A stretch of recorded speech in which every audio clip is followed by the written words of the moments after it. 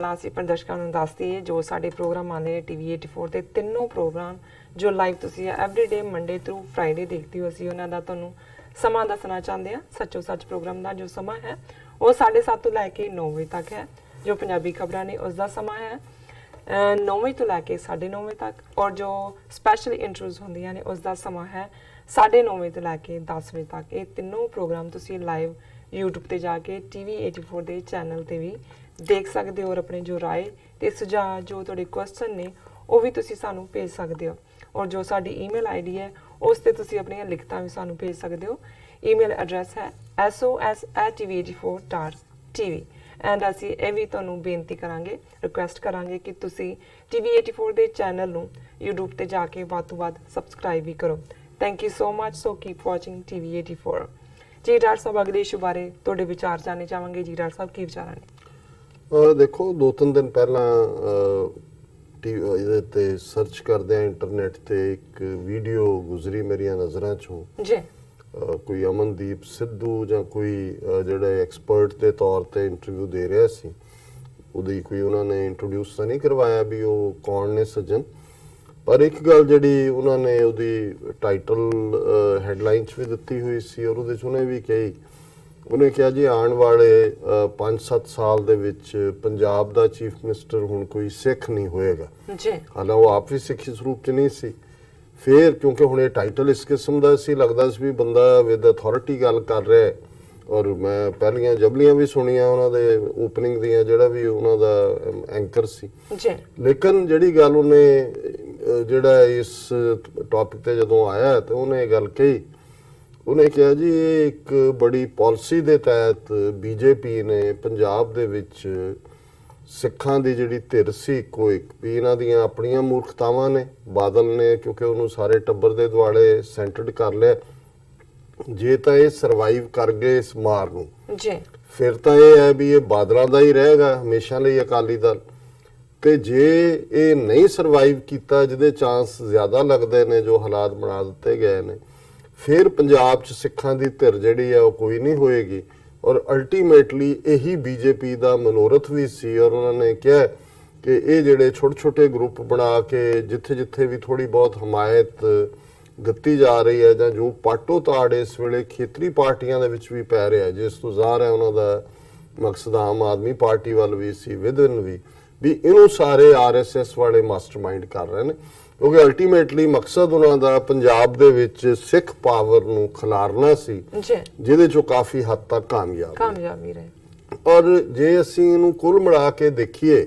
ਹੁਣ ਹਾਲਾਂਕਿ ਚੰਡੀਗੜ੍ਹ ਵਿਚਲਾ ਇਕੱਠ ਜਿਹੜਾ ਜਥੇਦਾਰ ਹਵਾਰਾ ਉਹਨਾਂ ਦੇ ਦਿਸ਼ਾ ਨਿਰਦੇਸ਼ ਦੇ ਮੁਤਾਬਕ ਹੋਇਆ ਉਸ ਦੀ ਜੇ ਤੁਸੀਂ ਸਮੁੱਚੀ ਕਾਰਵਾਈ ਨੂੰ ਦੇਖੋ ਬੇਸ਼ੱਕ ਪੰਥ ਪਿਆਰ ਕਰਨ ਵਾਲੇ ਸੀ ਚਲੋ ਜਜ਼ਬਾਤ ਗਰਮ ਵੀ ਹੋਣਗੇ ਲੇਕਿਨ ਜੇ ਇਸ ਸਾਰੇ ਨੂੰ ਦੇਖੀਏ ਤੇ ਪੰਜਾਬ ਦੇ ਵਿੱਚ ਆਮ ਤੌਰ ਤੇ ਔਰ ਈਵਨ ਸਿੱਖ ਸਫਾਂ ਦੇ ਵਿੱਚ ਜਿਹੜੇ ਜਾਣਕਾਰ ਸਿੱਖ ਵੀ ਨੇ ਉਹ ਭੰਬਲ ਭੂਸੇ ਦੀ ਹਾਲਤ 'ਚ ਨੇ ਕੋਈ ਸਪਸ਼ਟਤਾ ਦੇ ਨਾਲ ਕਿਸੇ ਦੇ ਉੱਤੇ ਇਤਬਾਰ ਨਹੀਂ ਰਿਹਾ ਇੱਕ ਦੂਸਰੇ ਪ੍ਰਤੀ ਡਿਸਟਰਸਟ ਹੈ ਔਰ ਉਸ ਸਾਰੇ ਚੋਂ ਅੱਗੋਂ ਕਿਵੇਂ ਨਿਕਲਣਾ ਹੈ ਕੌਮ ਨੂੰ ਕਿਵੇਂ ਕੱਢਣਾ ਹੈ ਕੌਮੀ ਘਰ ਦੀ ਗੱਲ ਤਾਂ ਅੱਗੇ ਦੀ ਹੈ ਈਵਨ ਤੁਹਾਡੀ ਉੱਥੇ ਸਰਵਾਈਵਲ ਲਈ ਇਹ ਜਿੰਨੇ ਜਿਨ੍ਹਾਂ ਚੋਂ ਬਹੁਤ ਸਾਰੇ ਵਨ ਮੈਨ ਬੈਂਡ ਵੀ ਨੇ ਉਹਨਾਂ ਦੇ ਨਾਲ ਸ਼ਾਇਦ ਉਹਨਾਂ ਦੇ ਘਰ ਦੇ ਵੀ 4 ਜੀ ਨਹੀਂ ਲੇਕਿਨ ਉਹ ਆਪਣੀ ਧਿਰ ਨੂੰ ਇੱਕ ਬਰਾਬਰ ਦੀ ਧਿਰ ਮੰਨ ਕੇ ਉਹ ਸਾਰੇ ਦੇ ਵਿੱਚ ਜਾ ਕੇ ਆਪਣਾ ਝੰਡਾ ਗੱਡਣਾ ਚਾਹੁੰਦੇ ਨੇ ਔਰ ਨਤੀਜੇ ਦੇ ਤੌਰ ਤੇ ਜਿਹਨੂੰ ਅਸੀਂ ਕਹਿੰਦੇ ਖੇਰੂ ਹੋਣਾ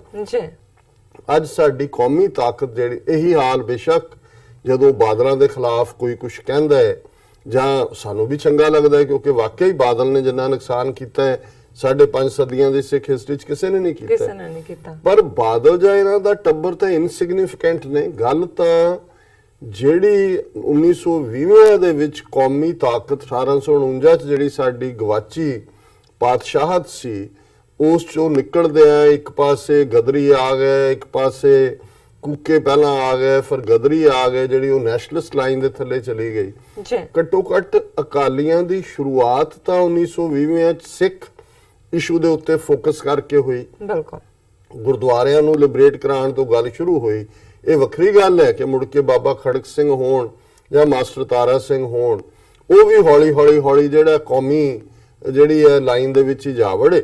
ਨਤੀਜੇ ਦੇ ਤੌਰ ਤੇ 47 ਦੀ ਜਿਹੜੀ ਹੈ ਉਹ ਇਨਡਿਸਾਈਸਿਵਨੈਸ ਨਿਕਲੀ, ਜਿਹਦੇ 'ਚ ਅਸੀਂ ਇੱਥੇ ਆ ਕੇ ਐਂਡ ਹੋਏ।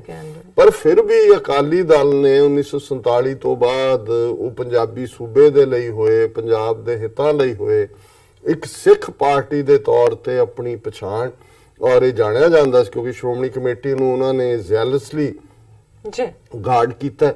ਔਰ ਇਹਦੇ 'ਚ ਪਹਿਲਾਂ ਇੱਕ ਜ਼ਮਾਨਾ ਸੀ ਆਜ਼ਾਦੀ ਤੋਂ ਬਾਅਦ 47 ਤੋਂ ਬਾਅਦ ਵੀ ਕਿ even communist party, Congress party label ਦੇ ਉੱਤੇ ਆਪਣੇ ਸ਼੍ਰੋਮਣੀ ਕਮੇਟੀ ਚੋਣਾਂ ਲੜਦੇ ਸੀ।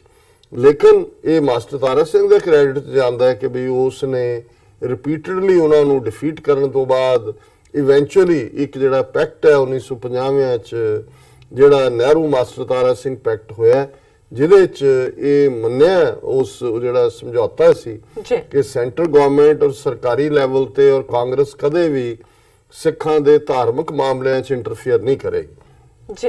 ਹਾਲਾਂ ਉਹਦਾ ਕਿੰਨਾ ਕੁ ਇੰਪੈਕਟ ਰਿਹਾ ਅਸੀਂ ਦੇਖਦੇ ਹਾਂ ਕਿ ਜੇ ਉਦੋਂ ਸਿੱਧੇ ਤੌਰ ਤੇ ਉਹਨਾਂ ਨਹੀਂ ਕੀਤਾ, ਵਿੰਗੇ ਟੇਢੇ ਤਰੀਕੇ ਨਾਲ ਬਾਅਦ 'ਚ ਕਿਵੇਂ ਸੰਤ ਫਤਿਹ ਸਿੰਘ ਨੂੰ ਲਿਆਂਦਾ ਔਰ ਮਾਸਟਰ ਤਾਰਾ ਸਿੰਘ ਨੂੰ ਜਿਹੜਾ ਉਹ ਡੀਥਰੋਨ ਕੀਤਾ, ਔਰ ਇਵੈਂਚੁਅਲੀ ਕਰਦੇ ਜਦੋਂ ਤੱਕ ਬਾਦਲਾਂ ਤੱਕ ਗੱਲ ਪਹੁੰਚੀ, ਔਰ ਜਿਵੇਂ ਅਸੀਂ ਵੀ ਉਹਨੂੰ ਕਈ ਵਾਰੀ ਕਿਹਾ ਕਿ ਅਕਾਲੀ ਦਲ ਆਲਮੋਸਟ RSS ਦੀ ਐਕਸਟੈਂਸ਼ਨ ਬਣ ਗਿਆ। ਹੁਣ ਐਕਸਟੈਂਸ਼ਨ ਬਣਨ ਦੇ ਬਾਵਜੂਦ ਜਿਸ ਤੇਜ਼ੀ ਨਾਲ ਬਾਦਲਾਂ ਨੇ ਆਪਣੇ ਜਿਹੜਾ ਚੀਫ ਮਿਨਿਸਟਰ ਦੌਰ ਦੇ ਵਿੱਚ RSS ਦੇ ਏਜੰਡੇ ਨੂੰ ਲਾਗੂ ਕੀਤਾ, ਹੋਰ ਕਰਤੂਤਾਂ ਕੀਤੀਆਂ, ਲੇਕਿਨ RSS ਇੰਨਾ ਕਿ ਡੈਸਪਰੇਟ ਹੈ। ਜਿਵੇਂ ਹਿੰਦੂ ਮਹਾਸਭਾ ਦੀ ਅਸੀਂ ਗੱਲ ਕੀਤੀ ਹੈ ਕਿ ਵੀ ਉਹ ਹਿੰਦੂ ਤੋਂ ਵੀ ਏਜੰਡਾ ਔਰ ਸਾਵਰਕਰ ਦਾ ਇੰਨੇ ਕਿ ਡੈਸਪਰੇਟ ਨੇ ਕਿ ਹੁਣ RSS ਨੂੰ ਲੱਗਦਾ ਹੈ ਵੀ ਇਹਨਾਂ ਬਾਦਲਾਂ ਦੀ ਵੀ ਅੱਗੇ ਜਿਹੜੀ ਵਿਚਾਲੇ ਭਾਵੇਂ ਐਕਸਟੈਂਸ਼ਨ ਹੀ ਰੱਖੀ ਹੈ, ਇਹਨੂੰ ਐਕਸਟੈਂਸ਼ਨ ਨੂੰ ਵੀ ਕੱਟ ਕੇ ਪਾਸੇ ਕਰੋ ਔਰ ਸਿੱਧਾ ਜਿਹੜਾ ਉਹ ਗੁਰਦੁਆਰਿਆਂ ਤੇ ਕੰਟਰੋਲ ਕਰੋ। ਔਰ ਆਲਰੇਡੀ ਕਿਉਂਕਿ ਤਖਤ ਸ੍ਰੀ ਹਜ਼ੂਰ ਸਾਹਿਬ ਬੋਰਡ ਅੱਜ ਤੋਂ 70 ਸਾਲ ਪਹਿਲਾਂ ਹਜ਼ੂਰ ਸਾਹਿਬ ਉਹ ਆਮਦਨ ਵਾਲਾ ਟਿਕਾਣਾ ਨਹੀਂ ਸੀ ਜਿਹੜਾ ਅੱਜ ਹੈ। Over A period of time ਉਸ ਤਖਤ ਸਾਹਿਬ ਨੂੰ ਸਿੱਖਾਂ ਨੇ, ਦੁਨੀਆ ਭਰ ਦੇ ਸਿੱਖਾਂ ਨੇ ਡਿਵੈਲਪ ਕੀਤਾ। ਹੌਲੀ ਹੁਣ ਜਿਹੜਾ ਬਹੁਤ ਵੱਡੀ ਗਿਣਤੀ ਸਿੱਖ ਸੰਗਤਾਂ ਜਾਂਦੀਆਂ ਨੇ। ਇਸੇ ਤਰ੍ਹਾਂ ਹੀ ਪਟਨਾ ਸਾਹਿਬ ਵੀ ਸ਼ੁਰੂ ਦੇ ਵਿੱਚ ਬਹੁਤ, ਕਿਉਂਕਿ ਇੱਕ ਤਾਂ ਵੈਸੇ ਵੀ ਅਫੋਰਡੇਬਿਲਟੀ ਨਹੀਂ ਸੀ, ਕੋਈ ਸਿਸਟਮ ਨਹੀਂ ਸੀ, ਬਹੁਤ ਜ਼ਿਆਦਾ ਲੋਕ ਬਹੁਤ ਆਪਣੇ ਆਪ ਨੂੰ ਕਰਮਾਂ ਵਾਲੇ ਮੰਨਦੇ ਸੀ ਕਿ ਵੀ ਜੇ ਜ਼ਿੰਦਗੀ 'ਚ ਇੱਕ ਵਾਰ ਕਿਸੇ ਨੂੰ ਹਜ਼ੂਰ ਸਾਹਿਬ ਦੇ ਦਰਸ਼ਨ ਹੋ ਜਾਣ। ਹੁਣ ਤਾਂ ਫ੍ਰੀਕੁਐਂਟ ਹੈ ਆਣਾ ਜਾਣਾ। ਸੋ ਵੈਸੇ ਵੀ ਸਿੱਖ ਜਿਹੜਾ 5 ਮਿਲੀਅਨ ਬਾਹਰ ਆਇਆ ਹੈ, ਉਹਦੇ 'ਚ ਪ੍ਰੋਸਪੈਰਿਟੀ ਆਈ, ਗੁਰਦੁਆਰਿਆਂ ਪ੍ਰਤੀ ਸ਼ਰਧਾ ਪਿਆਰ ਸਿੱਖਾਂ 'ਚ ਹੈ ਹੀ ਹੈ। ਸੋ ਦੋ ਤਖਤ ਆਲਰੇਡੀ ਜਿਹੜੇ ਨੇ ਉਹਨਾਂ ਨੇ ਮੈਨੇਜਮੈਂਟਲ ਲੈਵਲ ਦੇ ਉੱਤੇ ਇਸ ਕਿਸਮ ਦਾ ਉਹਨਾਂ ਦਾ ਢਾਂਚਾ ਬਣਾਇਆ ਹੋਇਆ ਹੈ ਜਿੱਥੇ ਗਵਰਨਮੈਂਟ ਅਪਾਇੰਟਡ ਕਲੈਕਟਰ ਵੀ ਵਿੱਚ ਉਹਦਾ ਹਿੱਸਾ ਹੁੰਦਾ ਹੈ, ਉਹ ਆਪਣੀ ਹੋਰ ਅਪਾਇੰਟਮੈਂਟ ਵੀ ਕਰਦੇ ਨੇ। ਔਰ ਤਖਤ ਸ੍ਰੀ ਹਜ਼ੂਰ, ਕਿਉਂਕਿ ਮਹਾਰਾਸ਼ਟਰ ਦੇ ਵਿੱਚ ਹੁਣ ਸ਼ਿਵ ਸੈਨਾ BJP ਦੀ ਹਕੂਮਤ ਹੈ, ਔਰ ਉਹਨਾਂ ਨੂੰ ਇਹ ਲੱਗਦਾ ਹੈ ਵੀ ਇਹ ਬਹੁਤ ਵੱਡਾ ਹਜ਼ੂਰ ਸਾਹਿਬ ਜਿੱਥੇ 10ਵੇਂ ਪਾਤਸ਼ਾਹ ਜੋਤ ਸਮਾਏ, ਵੱਡਾ ਤਖਤ ਹੈ, ਸਿੱਖਾਂ ਦੀ ਸ਼ਰਧਾ ਔਰ ਵਿਸ਼ਵਾਸ ਦਾ ਇੱਕ ਕੇਂਦਰ ਹੈ ਵੀ ਜੇ ਇਹਦੇ ਤੇ ਪੂਰਾ ਕੰਟਰੋਲ ਹੋਏ ਔਰ ਉੱਥੋਂ ਸਿੱਧੀਆਂ ਹੁਣ ਵੀ ਅਦਪਜਦੀਆਂ ਉੱਥੇ ਹਿੰਦੂ ਤੋਂ ਵੀ ਰਸਮਾਂ ਨੇ, ਲੇਕਿਨ ਅਜੇ ਵੀ ਕਿਉਂਕਿ ਸਿੱਖਾਂ ਦਾ ਦਬਾਅ ਪੈ ਜਾਂਦਾ ਹੈ ਪਾਲਿਸੀ ਮੇਕਿੰਗ ਦੇ ਮਾਮਲੇ 'ਚ ਉਹਨਾਂ ਦਾ ਉਵੇਂ। ਹੁਣ ਉਹਨਾਂ ਨੇ ਮਹਾਰਾਸ਼ਟਰ ਗਵਰਨਮੈਂਟ ਵੱਲੋਂ ਇੱਕ ਅਮੈਂਡਮੈਂਟ ਲਿਆਂਦੀ ਜਾ ਰਹੀ ਹੈ, 3 ਮੈਂਬਰ ਜਿਹੜੇ ਨੇ ਸਿੱਧੇ ਗਵਰਨਮੈਂਟ ਨੋਮੀਨੇਟ ਕਰੇਗੀ। ਮਤਲਬ ਇਹ ਹੈ ਕਿ ਮਹਾਰਾਸ਼ਟਰ 'ਚ ਕਿਉਂਕਿ ਸਰਕਾਰ ਜਾਂ ਸ਼ਿਵ ਸੈਨਾ ਦੀ ਬਣਨੀ ਹੈ ਜਾਂ BJP ਦੀ ਬਣਨੀ ਹੈ ਜਾਂ ਦੋਨਾਂ ਦੀ ਕੰਬਾਈਨ ਬਣਨੀ ਹੈ ਔਰ ਸਿੱਧਾ ਕੰਟਰੋਲ ਉਹਨਾਂ ਦੇ ਹੱਥ 'ਚ ਆ ਜਾਏ।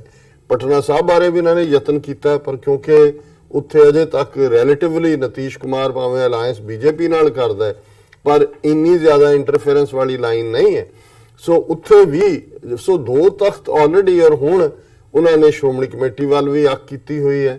ਆ ਜਿਹੜਾ ਸਾਰਾ ਸੰਤ ਸਮਾਜ ਦੇ ਨਾਂ ਥੱਲੇ ਨਾਨਕਸ਼ਾਹੀ ਕੈਲੰਡਰ ਨੂੰ ਜਿਹੜਾ ਡੀ ਲਾਈਨ ਕਰਨਾ, ਇਹ ਸਾਰੀ RSS ਦੀ ਲਾਈਨ, ਇਹਦੇ ਬਾਰੇ ਕੋਈ ਸ਼ੱਕ ਨਹੀਂ ਹੈ। ਹੁਣ ਕਿਸ ਹੱਦ ਤੱਕ ਈਵਨ ਅਕਾਲੀ ਦਲ, ਔਰ ਹੁਣ ਦੇਖਣ ਵਾਲੀ ਗੱਲ ਇਹ ਹੈ ਕਿ ਦਿੱਲੀ ਦੇ ਵਿੱਚ BJP ਦੇ ਨਾਲ ਰਲ ਕੇ ਹੀ ਬਾਦਲ ਅਕਾਲੀ ਦਲ ਚੋਣਾਂ ਨਹੀਂ ਲੜਦਾ। ਬਾਦਲ ਅਕਾਲੀ ਦਲ ਦੇ ਜਿਹੜੇ ਉਮੀਦਵਾਰ ਵੀ 2-3 ਸੀਟਾਂ ਜਿਹੜੀਆਂ ਉਹ ਛੱਡਦੇ ਨੇ ਇਹਨਾਂ ਦੇ ਲਈ, ਉਹ BJP ਦੇ ਚੋਣ ਨਿਸ਼ਾਨ ਦੇ ਉੱਤੇ ਚੋਣ ਲੜਦੇ ਨੇ। ਔਰ ਉਹਨਾਂ ਚੋਂ ਮਨਜਿੰਦਰ ਸਿੰਘ ਸਰਸਾ ਜਿਹੜਾ ਦਿੱਲੀ ਗੁਰਦੁਆਰਾ ਕਮੇਟੀ ਦਾ ਸੈਕਟਰੀ ਵੀ ਹੈ ਔਰ MLA ਵੀ ਹੈ BJP ਦਾ, ਉਹ BJP ਦੇ ਪਾਰਟੀ ਦੇ ਸਾਈਨ ਦੇ ਉੱਤੇ ਜਿਹੜੀ ਹੈ ਉਹਨੇ ਚੋਣ ਲੜੀ ਹੋਈ ਹੈ। ਹੁਣ ਉਹਨੇ ਕੀ ਕਿਹਾ ਕਿ ਗੁਰਦੁਆਰਿਆਂ 'ਚ ਆਰਐਸਐਸ ਕਿਵੇਂ ਸਿੱਧੇ ਤੌਰ ਤੇ ਬੀਜੇਪੀ ਇੰਟਰਫੇਅਰ ਕਰ ਰਹੀ ਹੈ।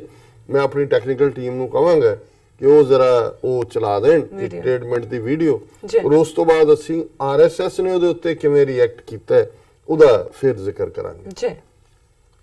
जी मेरी इसलिए ये मजबूरी होगी बोलना क्योंकि तख्त श्री हजूर साहिब नांदेड़ के अंदर जिस तरह से सरकार ने हस्तक्षेप करना शुरू किया, पहले पटना साहब में अपने 3 मेंबर उन्होंने डीएम के माध्यम से बनाकर वहां पे कब्जा करने की कोशिश की, तब भी सरदार सुखबीर सिंह बादल साहब ने अमित शाह जी से बोलकर और उनको रुकवाया। और अब हजूर साहब के अंदर जो अमेंडमेंट करके सरकार अपना प्रेसिडेंट लाना चाहती है और ये बताना चाहते हैं कि अब सरकार प्रधान तख्त का बनाया करेगी, ये किसी भी सूरत में सिखों को बर्दाश्त नहीं है। दुनिया भर के सिखों के अंदर इसको लेके रिवोल्ट और रिजेंटमेंट है। इसलिए आज मिनॉरिटीज फील कर रही हैं, क्यों सरकार हमारे पे कब्जा करना चाहती है, क्यों हमारे धार्मिक स्थानों पे इंटरवीन करना चाहती है, इंटरफेयर करना चाहती है, जबकि मास्टर तारा सिंह जी का और जवाहरलाल नेहरू जी का 1959 का क्लियर पैक्ट है कि किसी भी सूरत के अंदर हमारे गुरुद्वारों के अंदर सरकार दखलंदाजी नहीं दे सकती। आज हम इसलिए मजबूर हैं ये बोलने के लिए, हमें अलायंस चाहिए नहीं है, हमें कुर्सियां नहीं चाहिए, हम एमपी का, एमएलए का, सबका त्याग दे सकते हैं अगर सरकार ने ये अपनी दखलंदाजी बंद नहीं की। हमारे लिए गुरुद्वारों के अंदर दखलंदाजी बंद कराना जरूरी है। श्रोमणी अकाली दल हो चाहे दुनिया भर के सिख हो, आज इस बात को लेकर खफा हैं जिस तरह से बीजेपी की इंटरफेरेंस गुरुद्वारों में हो रही है। हम इसलिए बड़ा स्पष्ट कहना चाहते हैं, हमारे लिए अलायंस से ऊपर उठकर, कुर्सियों से ऊपर उठकर, एमएलए एमपी से ऊपर उठकर हमारे धार्मिक स्थान हैं और इनके लिए हम किसी भी हद तक जा सकते हैं। हमारे लिए अलायंस की कोई अहमियत नहीं जहां गुरुद्वारे की सेवा की बात आ जाए और सरकार की दखलंदाजी की बात आ जाए। जी डॉक्टर साहब, साढ़े दर्शकों ने ये वीडियो देखी है, सही बोलिया ना। ਹੁਣ ਦੇਖਣ ਵਾਲੀ ਗੱਲ ਇਹ ਹੈ ਵੀ ਮਨਜਿੰਦਰ ਸਿੰਘ ਸਰਸਾ ਕੋਈ ਛੋਟਾ ਮੋਟਾ ਵਰਕਰ ਨਹੀਂ ਹੈ ਜੀ, ਇਹ ਰਾਈਟ ਹੈਂਡ ਮੈਨ ਹੈ ਸੁਖਬੀਰ ਬਾਦਲ ਦਾ। ਔਰ ਕਿਉਂਕਿ ਮਨਜੀਤ ਸਿੰਘ ਜੀਕੇ ਤਾਂ ਹੁਣ ਸਾਈਡਲਾਈਨ ਹੋਇਆ ਆਲਰੇਡੀ, FIR ਕਰਪਸ਼ਨ ਚਾਰजेस 'ਚ ਹੈ। ਸੋ ਇਸ ਵੇਲੇ ਦਿੱਲੀ ਕਮੇਟੀ ਦਾ ਸਰਵਾ ਜਿਹੜਾ ਇਹ ਹੈ, ਔਰ ਸਿਟਿੰਗ MLA ਵੀ ਹੈ ਬੀਜੇਪੀ ਦੇ ਉਸ ਸਾਈਨ ਤੇ ਜਿੱਤ ਕੇ। ਔਰ ਜਿਨ੍ਹਾਂ ਨੂੰ ਵੀਡੀਓ ਦਾ ਸਾਰਾ ਭਾਵ ਸਮਝ ਨਾ ਆਇਆ ਹੋਇਆ, ਖਬਰ ਵੀ ਪ੍ਰਿੰਟ ਮੀਡੀਆ 'ਚ ਇਹਦੇ ਨਾਲ ਹੈ, don't meddle in gurdwara affairs, Shiromani Akali Dal warns BJP threatens to sacrifice alliance. ਉਹਨਾਂ ਨੇ ਕਿਹਾ ਜੀ ਸਾਡੇ ਮਾਮਲਿਆਂ 'ਚ ਦਖਲਅੰਦਾਜ਼ੀ ਨਾ ਕਰੋ, ਅਸੀਂ ਇਹ ਗੱਠਜੋੜ ਵੀ ਤੋੜ ਦਿਆਂਗੇ। ਔਰ ਦਾ Shiromani Akali Dal on Wednesday threatened the ruling BJP of a potential breakdown of alliance। ਸਾਡੀ ਸਾਂਝ ਟੁੱਟ ਜਾਏਗੀ if it didn't stop interfering in management of gurdwaras. ਹੁਣ ਇਹਨੂੰ ਕਹਿੰਦੇ ਨੇ to come from the horse mouth। ਸਿੱਧਾ ਉਹਨਾਂ ਵੱਲੋਂ ਆ ਰਿਹਾ ਜਿਹੜੇ ਕੱਲ ਤੱਕ ਤੁਹਾਡੇ 40-50 ਸਾਲ ਤੋਂ ਜਿਹੜਾ ਹੈ, ਜਿਹਦੇ ਲਈ ਬਾਦਲ ਕਹਿੰਦਾ ਸੀ ਪਤੀ ਪਤਨੀ ਦਾ ਰਿਸ਼ਤਾ ਹੈ। ਹੁਣ ਗੱਲ ਸਿਆਸੀ ਤੌਰ ਤੇ ਤਾਂ ਇਹਨਾਂ ਦੇ ਖੰਭ ਵੀ ਕੱਟ ਦਿੱਤੇ, ਲੱਤਾਂ ਵੀ ਤੋੜ ਦਿੱਤੀਆਂ, ਪਰ ਇਹਨਾਂ ਨੂੰ ਸੀ ਵੀ ਚਲੋ ਗੁਰਦੁਆਰਿਆਂ ਦੀਆਂ ਗੋਲਕਾਂ ਤਾਂ ਨੇ, ਘੱਟੋ ਘੱਟ ਸਾਡੀਆਂ ਰੈਲੀਆਂ ਹੁੰਦੀਆਂ, ਉੱਥੋਂ ਲੰਗਰ ਗੁਰਦੁਆਰਿਆਂ 'ਚੋਂ ਜਾਂਦਾ ਹੈ, ਗੋਲਕਾਂ ਘੁੰਮ ਘੁਮਾ ਕੇ ਸਾਡੇ ਤੱਕ ਆ ਜਾਂਦੀਆਂ। ਠੇਕੇ ਠੂਕੇ ਜਿਹੜੇ ਨੇ ਜੋ ਬਣਦੇ ਨੇ ਉਹ ਸੁਖਬੀਰ ਬਾਦਲ ਨੂੰ ਜਿਹੜਾ ਟੈਂਡਰ ਦੀ ਫੀਸ ਮਿਲ ਜਾਂਦੀ ਹੈ। ਹੁਣ ਤਾਂ ਬੀਜੇਪੀ ਉਹ ਵੀ ਖੋਣ ਲੱਗ ਗਈ। ਸੋ ਇਹਨਾਂ ਨੂੰ ਕੋਈ ਪੋਲੀਟੀਕਲ ਦਾ ਕੋਈ ਨਹੀਂ ਹੈ, ਇਹਨਾਂ ਨੂੰ ਤਾਂ ਹੁਣ ਇਹ ਹੈ ਕਿ ਵੀ ਤਾਂ ਗੁਰਦੁਆਰੇ ਵੀ ਸਾਡੇ ਹੱਥੋਂ ਚੱਲੇ ਨੇ। ਉਹਦੇ 'ਚ ਉਹਨੇ ਕਿਹਾ ਇਹ ਅਕਾਲੀ ਦਲ ਦਾ ਸਪੋਕਸ ਪਰਸਨ ਵੀ ਹੈ, ਔਰ ਦਿੱਲੀ ਦਾ ਜਿਹੜਾ MLA ਹੈ ਦਿੱਲੀ 'ਚ issued a statement here slamming the BJP for installing its own people at Takht Hazur Sahib Nanded and said the sanctity of our shrines is more important to us than positions and alliances. If the BJP doesn't stop interfering in gurdwaras, we will not hesitate in sacrificing our alliance। उन्होंने कहा जी सानू अपने गुरुद्वारे बहुत प्यारे ने, सरकारां सरकूरां ताकत सानू कोई लोड़ नहीं, जे उन्होंने ना बंद किया ਜਿਹੜਾ ਕਰਨਾ ਇੰਟਰਫੇਰੈਂਸ ਅਸੀਂ ਨਿਕਲ ਜਾਾਂਗੇ ਇਸ ਗੱਠਜੋੜ ਚੋਂ। Akali Dal recently petitioned BJP chief against the inclusion of 3 central government nominees in the management of Patna Sahib Gurdwara. ਇਕੱਲਾ ਹਜ਼ੂਰ ਸਾਹਿਬ ਨਹੀਂ, ਇਵਨ ਪਟਨਾ ਸਾਹਿਬ ਗੁਰਦੁਆਰੇ 'ਚ ਵੀ 3 ਜਿਹੜੇ ਨੋਮੀਨੀ ਨੇ ਉਹ ਦਿੱਲੀ ਸਰਕਾਰ ਨੇ ਆਪਣੇ ਵਿੱਚ ਵਾੜ ਦਿੱਤੇ ਨੇ। The BJP ally in Punjab is now agitating an amendment to the related law in BJP ruled Maharashtra which seeks to install a president at Takht Hazur Sahib Nanded। ਹੁਣ ਮਹਾਰਾਸ਼ਟਰ ਗਵਰਨਮੈਂਟ ਉਹਦਾ ਹਜ਼ੂਰ ਸਾਹਿਬ ਬੋਰਡ ਦਾ president ਵੀ ਆਪਣਾ ਬਣਾਉਣਾ ਚਾਹੁੰਦੀ ਹੈ। ਔਰ Sarsa cited 1959 pact between Master Tara Singh and Prime Minister Nehru to say the agreement was that center won't interfere in Sikh religious affairs। ਇਹ ਹੁਣ ਇਹਨਾਂ ਨੂੰ ਜਿਹੜਾ ਨਹਿਰੂ ਤਾਰਾ ਸਿੰਘ ਪੈਕਟ ਵੀ ਯਾਦ ਆ ਗਿਆ। ਜੀ ਫਿਰ ਹੁਣ ਉਹਨਾਂ ਨੂੰ ਸਾਰੀ ਦੁਨੀਆ ਦੇ ਸਿੱਖ ਵੀ ਯਾਦ ਆ ਗਏ। Sikhs across the world are agitated with this attempt of the BJP government to capture our gurdwaras. We don't want MP, MLA positions. We don't want alliances. If the path of religious duty, nothing matters. In the path of religious duties, nothing matters more to us than our service to the Panth. We are constrained to warn the BJP against this interference. ਹੁਣ ਕਿਹਾ ਜੀ ਸਾਨੂੰ ਕੋਈ ਕਿਸੇ ਚੀਜ਼ ਦੀ ਪਰਵਾਹ ਨਹੀਂ, ਅਸੀਂ ਗੁਰਦੁਆਰਿਆਂ 'ਚ ਦਖਲਅੰਦਾਜ਼ੀ ਨਹੀਂ ਚਾਹੁੰਦੇ। ਜੀ ਸੋ ਇਹ ਸਰਸਾ ਸਾਹਿਬ ਦਾ ਜਿਹੜਾ ਬਿਆਨ ਹੈ, ਬਿਆਨ ਹੁਣ ਜਿਹੜਾ ਬੰਦੇ ਨੂੰ ਪਤਾ ਨਾ ਹੋਣ ਤਾਂ ਲੱਗੇ ਵਾਹ ਕਿਆ ਕੁਰਬਾਨੀ ਹੈ। ਲੇਕਿਨ ਹੁਣ ਕੱਲ ਤੱਕ ਪਤੀ ਪਤਨੀ ਜਿਹੜੇ ਨੇ, ਹੁਣ ਇਹ ਪਤੀ ਦਾ ਸੁਣ ਲਈਏ ਕਿ ਪਤੀ ਕੀ ਕਹਿੰਦੇ, ਤਾਂ ਪਤਨੀ ਕਹਿ ਰਹੀ ਹੈ ਨਾ ਕਿ ਅਸੀਂ ਹੁਣ ਪਤੀ ਔਰ ਇਹਨਾਂ ਦਾ, ਕਿਉਂਕਿ ਜ਼ਾਹਰ ਹੈ ਬੀਜੇਪੀ ਦੀ ਸੈਂਟਰਲ ਲੀਡਰਸ਼ਿਪ ਨੇ ਜਾਂ ਈਵਨ ਸਟੇਟ ਲੀਡਰਸ਼ਿਪ ਨੇ ਵੀ ਇਹ ਵਰਥ ਹੀ ਨਹੀਂ ਸਮਝਿਆ ਵੀ ਈਵਨ ਇਹਦੇ ਤੇ ਉਹ ਰਿਸਪੌਂਡ ਕਰਨ। ਜੀ ਉਹਨਾਂ ਨੇ ਜਿਹੜੀ ਰਾਸ਼ਟਰੀ ਸਿੱਖ ਸੰਗਤ ਹੈ, ਜਿਹੜੀ ਸਿੱਖਾਂ 'ਚ ਘੁਸਪੈਠ ਕਰਕੇ ਉਹਨਾਂ ਨੇ ਬਣਾਈ ਹੋਈ ਹੈ, ਉਹਨਾਂ ਦਾ ਜਨਰਲ ਸੈਕਟਰੀ ਹੈ ਡਾਕਟਰ ਅਵਤਾਰ ਸਿੰਘ ਸ਼ਾਸਤਰੀ। ਉਹਦੀ ਸਟੇਟਮੈਂਟ ਜਿਹੜਾ ਉੱਤੇ ਪੰਜਾਬੀ ਦੇ ਵਿੱਚ ਹੈ, ਭਾਵੇਂ ਉਹਨਾਂ ਦੇ ਲੈਟਰ ਹੈਡ ਦੇ ਉੱਤੇ ਹਿੰਦੀ ਵੀ ਹੈ, ਪਰ ਸਟੇਟਮੈਂਟ ਹਿੰਦੀ 'ਚ ਹੀ ਦਿੰਦੇ ਨੇ ਕਿਉਂਕਿ ਹਿੰਦੀ ਰਾਸ਼ਟਰ ਭਾਸ਼ਾ ਹੈ। ਔਰ ਇਸ ਦੇ ਉੱਤੇ ਉਹਨਾਂ ਨੇ ਇਹ ਬਿਆਨ ਦਿੱਤਾ ਹੈ ਕਿ ਇਹ ਸ਼ਾਸਤਰੀ ਦਾ ਬਿਆਨ ਹੈ। ਹਾਂ, ਸਕਰੀਨ ਦੇ ਉੱਤੇ ਵੀ ਹੈ, ਜੀ ਪਰ ਕਿਉਂਕਿ ਮੈਨੂੰ ਹੁਣ ਹਿੰਦੀ ਹੀ ਪੜ੍ਹਨੀ ਪੈਣੀ ਹੈ, ਉਹਦਾ ਕੋਈ ਪੰਜਾਬੀ ਵਰਜ਼ਨ ਨਹੀਂ ਹੈ। ਜੀ ਉਹਨੇ ਕਿਹਾ ਜੀ ਸਿੱਖ विषयों पर चर्चा व कार्य करना केवल अकाली दल का एकाधिकार नहीं है। ये ਹੁਣ आरएसएस राष्ट्रीय सिख संगत कह रही है कि जी कोई अकाली दल कोई सिखां दी सोल अथॉरिटी थोड़ी है भी ਉਹਨਾਂ ਦਾ ਇੱਕ ਹੱਕ ਹੈ कि वो सिखां ਦੇ ਮੁੱਦਿਆਂ ਤੇ ਗੱਲ ਕਰਨ। जी अकाली दल हमेशा धार्मिक स्थानों का उपयोग अपने राजनीतिक हितों के लिए करता रहा। देखो कि जी अकाली दल तो अपना धार्मिक है ही नहीं, ये तो सियासी करता रहा इस्तेमाल, जो कि सिख जगत में सबको पता है।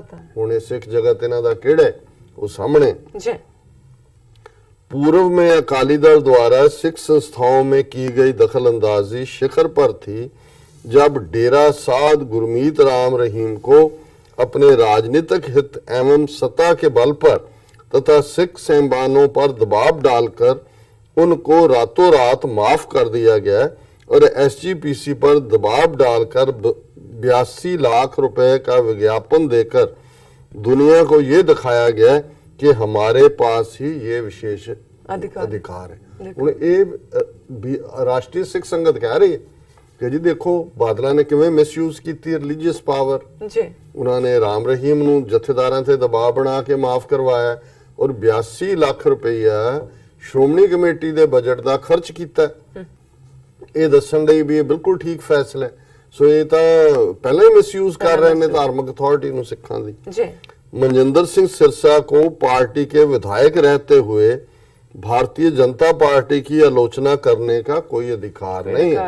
उन्होंने याद करवा देता है कि तू भावें दिल्ली कमेटी का सैकटरी बनया होए पर तू बीजेपी का एमएलए है, तू तो जिते बीजेपी की टिकट ते भी तू तेरी की औकात है कि भी तू विच रह के बीजेपी नूं जिहड़ा अखां दिखाए।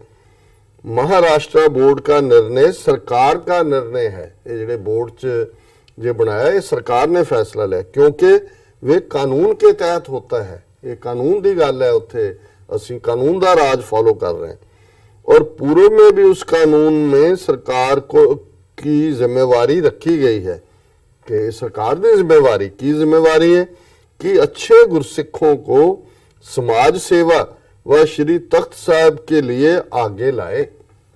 ये सरकार की जिम्मेवारी है। उन्होंने सरकार ने देखना भी चंगा सिख किहड़ा है जिन्होंने उन्होंने सेवा देनी है। ये अकालियां ने थोड़ी देखना है, जो सिखा ने थोड़ी देखना है, ये सरकार ने देखना है। महाराष्ट्र व भारत में अनेक ऐसे गैर राजनीतिक गुरसिख हैं जो कि तख्त साहब की भव्यता में बड़ा योगदान कर सकते हैं। कि भाई बहुत वधिया गुरसिख ने जिहड़े तख्त दी शानो शौकत नूं बहुत अगे ले जा। सरकार का निर्णय और पार्टी का निर्णय दोनों अलग अलग होते हैं। पार्टी हो रहे हैं, सरसे नूं समझा रहे हैं कि सरकार होर हुंदी है, पार्टी होर हुंदी है। अकाली दल को तकलीफ इसलिए है, हुण अकाली दल की तकलीफ बीजेपी कह रहे हैं, अकाली दल को तकलीफ इसलिए है कि यदि अच्छे गुरसिख बोर्ड में आ जाएंगे तो अकाली दल की मनमर्जी कम हो जाएगी तथा वे तख्त साहिब का उपयोग अपने राजनीतिक हित के लिए नहीं कर पाएंगे। तो उत्थे चंगा कोई सिख आ जाएगा और फिर अकाली दल अपने सियासी उन्होंने इस्तेमाल कर सकणगे। ये अवतार सिंह शास्त्री जिहड़ा है RSS का राष्ट्रीय महासचिव है जी वो ये कह रहे। सो हुण बादल ने तो मूँह च कुंगड़ियां पाइया हुई हैं, लेकिन मनजिंदर सरसे नूं जे अगे करके उन्होंने अपना ਜਿਹੜਾ ਉਹ ਰੋਸਾ ਜਤਾਣਾ ਚਾਹਿਆ ਕਿ ਮੈਂ ਚੱਲੀ ਆ ਪੇਕਿਆਂ ਦੇ, ਤੇ ਉਹਨਾਂ ਨੇ ਕਿਹਾ ਕਿ ਵੀ ਅਸੀਂ ਪੇਕੇ ਵੀ ਤੇਰੇ ਖਰੀਦੇ ਹੋਏ ਨੇ, ਹੁਣ ਤੈਨੂੰ ਤੂੰ ਜਿੱਥੇ ਮਰਜ਼ੀ ਜਾ। ਸੋ ਇਹ ਹਾਲ ਹੈ। ਸੋ ਕੁੱਲ ਮਿਲਾ ਕੇ ਭਾਵੇਂ ਇਹਨੂੰ ਅਸੀਂ ਰੀਜੋਇਸ ਵੀ ਕਰਦੇ ਕਿ ਜੀ ਦੇਖੋ ਆਪਸ ਦੇ ਵਿੱਚ ਹੁਣ ਇਹਨਾਂ ਦਾ, ਪਰ ਕੁੱਲ ਮਿਲਾ ਕੇ ਜੇ ਦੇਖੀਏ ਤੇ ਇਹ ਸਿੱਖੀ ਦੇ ਲਈ ਬੜੀ ਨੁਕਸਾਨ ਵਾਲੀ ਗੱਲ ਹੈ ਕਿ ਉਹ ਪਾਰਟੀ 1920 ਚ ਜਿਹਦਾ ਜਨਮ ਹੁੰਦਾ ਹੈ ਔਰ ਸਭ ਤੋਂ ਪੁਰਾਣੀ ਪੋਲੀਟੀਕਲ ਪਾਰਟੀ ਕਾਂਗਰਸ ਤੋਂ ਬਾਅਦ ਪੰਜਾਬ ਚ ਅੱਜ ਨਾ ਸਿਰਫ Akali Dal as a party Punjab ਦੇ ਵਿੱਚ ਤੀਸਰੇ ਨੰਬਰ ਤੇ ਗਈ ਔਰ ਆਉਣ ਵਾਲੇ ਪੀਰੀਅਡ 'ਚ ਹੋਰ ਵੀ ਡੈਸੀਮੇਟ ਹੋ ਸਕਦੀ ਹੈ। ਅੱਜ ਸਾਡੇ ਧਾਰਮਿਕ ਅਦਾਰੇ ਵੀ, ਔਰ ਇਹਦੇ 'ਚ ਕੋਈ ਸ਼ੱਕ ਨਹੀਂ ਹੈ ਕਿ ਸਰਸੇ ਰਾਹੀਂ ਇਸੇ ਲਈ ਬਿਆਨਬਾਜ਼ੀ ਹੋਈ ਹੈ ਕਿ ਆਲਰੇਡੀ ਹਜ਼ੂਰ ਸਾਹਿਬ ਔਰ ਪਟਨਾ ਸਾਹਿਬ ਜਿਹੜੇ ਨੇ ਉਹ ਬੀਜੇਪੀ ਨੇ ਸਿੱਧੇ ਤੌਰ ਤੇ ਆਪਣੇ ਕੰਟਰੋਲ 'ਚ ਕਰ ਲਏ ਨੇ ਔਰ ਨੈਕਸਟ ਸ਼੍ਰੋਮਣੀ ਕਮੇਟੀ ਦੇ ਨੂੰ ਕੰਟਰੋਲ 'ਚ ਕਰਨ ਦੀ ਤਿਆਰੀ ਹੈ। ਉਹ ਵੀ ਜਿਸ ਅੰਦਾਜ਼ ਦੇ ਵਿੱਚ ਏਜੰਸੀਆਂ ਅਮਰਿੰਦਰ ਨੂੰ ਕਰ ਰਹੀਆਂ ਨੇ ਦੂਜਿਆਂ ਨੂੰ। ਸੋ ਮੈਂ ਸਮਝਦਾ ਵੀ ਇਨ ਸਪਾਈਟ ਆਫ ਕੋਈ ਅਕਾਲੀ ਦਲ ਕੋਈ ਬਾਦਲਾਂ ਦੇ ਪਿਓ ਦੀ ਜਾਇਦਾਦ ਨਹੀਂ ਹੈ ਜੀ। ਵਿਦਨ ਜਿਹੜੇ ਕੋਈ ਗੁਰਸਿੱਖ ਅੱਜ ਵੀ ਨੇ ਉਹ ਇਹ ਦੇਖਣ ਕਿ ਇਸ ਸਿਚੁਏਸ਼ਨ ਚੋਂ ਕਿਵੇਂ ਸੇਵ ਕੀਤਾ ਜਾ ਸਕਦਾ ਹੈ ਸਿਚੁਏਸ਼ਨ ਨੂੰ, ਪੰਥਕ ਏਜੰਡਾ ਸਿੱਖੀ ਦੀ ਗੱਲ ਕਿਵੇਂ ਅਕਾਲੀ ਦਲ ਦਾ ਜਿਹੜਾ ਸੈਂਟਰ ਬਣ ਕੇ ਜਿਹੜਾ ਉਸ ਦੇ ਉੱਤੇ ਗੱਲ ਹੋ ਸਕਦੀ ਹੈ। ਨਹੀਂ ਤਾਂ ਅਸੀਂ ਅਲਟੀਮੇਟਲੀ ਇਹ ਸਾਰੀ ਦੀ ਡੈਸੀਮੇਸ਼ਨ ਚੋਂ ਵੀ ਜਿਹੜਾ ਨੁਕਸਾਨ ਹੈ ਉਹ ਪੰਜਾਬ ਦੇ ਵਿੱਚ ਸਿੱਖਾਂ ਦਾ ਹੀ ਹੋਣਾ ਹੈ ਔਰ ਗਲੋਬਲੀ ਵੀ ਸਾਡੀ ਜਿਹੜੀ ਮਾੜੀ ਮੋਟੀ ਗੱਲ ਹੁੰਦੀ ਹੈ ਉਹ ਵੀ ਜਾਂਦੀ ਲੱਗੀ। ਨੋ ਡਾਊਟ ਡਾਕਟਰ ਸਾਹਿਬ ਤੁਹਾਡਾ ਬਿਲਕੁਲ ਜਿਹੜੇ ਵਿਚਾਰ ਸਾਨੂੰ ਬਿਲਕੁਲ ਵਧੀਆ ਸਾਨੂੰ ਸਾਡੇ ਦਰਸ਼ਕਾਂ ਨੂੰ ਆਏ ਹੋ ਪਸੰਦ ਆਏ ਹੋਣਗੇ। ਇੱਥੇ ਲੈਣੇ ਆ ਬ੍ਰੇਕ। ਇਸ ਤੋਂ ਪਹਿਲਾਂ ਅਸੀਂ ਆਪਣੇ ਦਰਸ਼ਕਾਂ ਤੇ ਸਰੋਤਿਆਂ ਨੂੰ ਫਿਰ ਦੁਬਾਰਾ ਅਪੀਲ ਤੇ ਬੇਨਤੀ ਕਰ ਦਈਏ ਵਿਊਅਰਸ, ਜਿਸ ਤਰ੍ਹਾਂ ਕਿ ਤੁਸੀਂ ਜਾਣਦੇ ਹੋ ਕਿ TV 84 ਮਨੁੱਖੀ ਹੱਕਾਂ ਦਾ ਪਹਿਰੇਦਾਰ ਹੈ। TV 84 ਸਿੱਖਾਂ, ਕਸ਼ਮੀਰੀਆਂ ਤੇ ਭਾਰਤੀਆਂ ਨੌਰਥ ਈਸਟ ਸਟੇਟਾਂ ਦੇ ਲੋਕਾਂ ਦੇ ਸਵੈ ਨਿਰਣੇ ਦੇ ਹੱਕਾਂ ਦਾ ਹਾਮੀ ਹੈ। ਅਸੀਂ ਚਾਹਾਂਗੇ ਕਿ ਤੁਸੀਂ TV 84 ਦੀ ਵੱਧ ਤੋਂ ਵੱਧ ਮਾਈਕ ਸਹਾਇਤਾ ਕਰੋ। ਤੁਸੀਂ ਆਪਣੀ ਮਾਈਕ ਸਹਾਇਤਾ ਸਾਡੀ ਵੈਬਸਾਈਟ tv84.tv ਤੇ ਜਾ ਕੇ ਪੇਪਾਲ ਦੀ ਵਰਤੋਂ ਕਰਕੇ ਵਨ ਟਾਈਮ ਡੋਨੇਟ ਕਰ ਸਕਦੇ ਹੋ, ਮੰਥਲੀ ਡੋਨੇਟ ਵੀ ਕਰ ਸਕਦੇ ਹੋ। ਤੁਸੀਂ TV 84 ਦੇ ਨਾਮ ਤੇ ਚੈੱਕ ਬਣਾ ਕੇ ਸਾਨੂੰ ਮੇਲ ਵੀ ਕਰ ਸਕਦੇ ਹੋ ਸਾਡੇ ਇਸ ਪਤੇ ਤੇ 36-01 37th ਐਵਨਿਊ ਲੌਂਗ ਆਈਲੈਂਡ ਸਿਟੀ, ਨਿਊਯਾਰਕ 11101 USA, ਜਾਂ ਫਿਰ ਤੁਸੀਂ ਸਾਨੂੰ ਫੋਨ ਰਾਹੀਂ ਵੀ ਸੰਪਰਕ ਕਰ ਸਕਦੇ ਸਾਡੇ ਫੋਨ ਨੰਬਰ ਤੇ 5164060694। Thank you so much. ਮਿਲਦੇ ਹਾਂ ਛੋਟੇ ਜਿਹੇ ਬ੍ਰੇਕ ਤੋਂ ਬਾਅਦ।